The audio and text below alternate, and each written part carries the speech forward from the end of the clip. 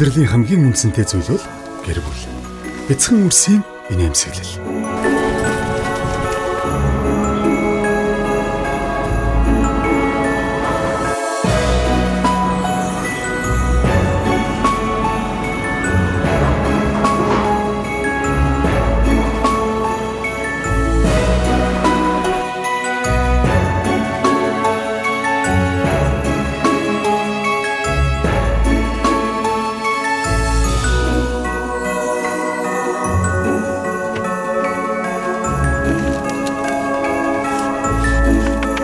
Жил бүрийн хамгийн жаргалтай мөч бол халуун ам бүлээр цуглан дурсамжаа хуваалцах тэр мөч.